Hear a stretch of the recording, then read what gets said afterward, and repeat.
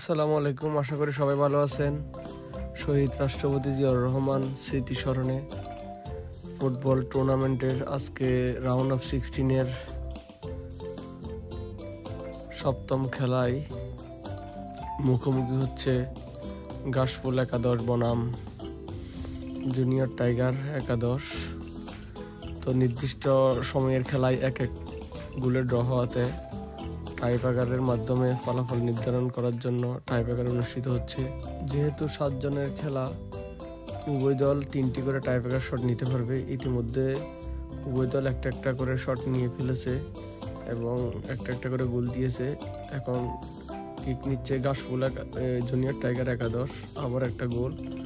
Junior tiger একাদশ 2 গোলে lead দিয়েছে। এখন কিক নিতে আসবে গাশফুল একাদশ। গাশফুল একাদশের প্লেয়ার কিক নিতে আসতেছে।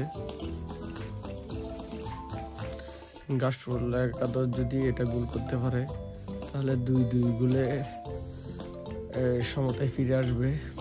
দেখা যাক কি করতে পারে গাশফুল একাদশের প্লেয়ার। বলটা বসাচ্ছে গোল করার জন্য। লেফটি বাসি দিলেই সাথে সাথে কিক নিবেন।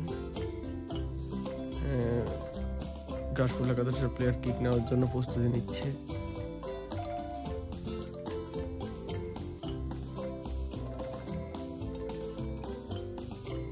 কিক নিলেন এবং গোল। গাশফুল একাদশ 2, জুনিয়র টাইগার একাদশ 2। এখন গাশফুল একাদশের গোলকিপার গোল করা যাচ্ছে। দেখা যাক, এটা হচ্ছে যে জুনিয়র টাইগার একাদশের লাস্ট কিক। এটা যদি জুনিয়র টাইগার একাদশ গোল করতে পারে তাহলে 3-3 গোল করবে।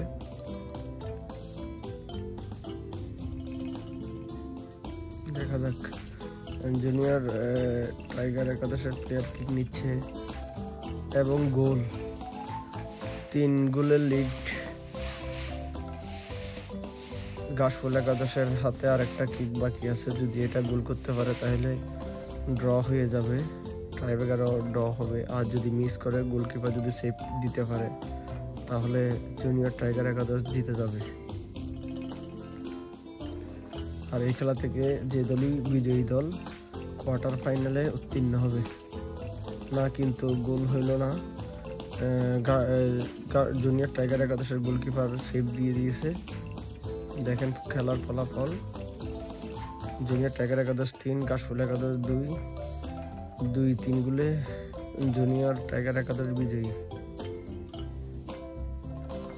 এ হচ্ছে খেলার অবস্থা আর কি।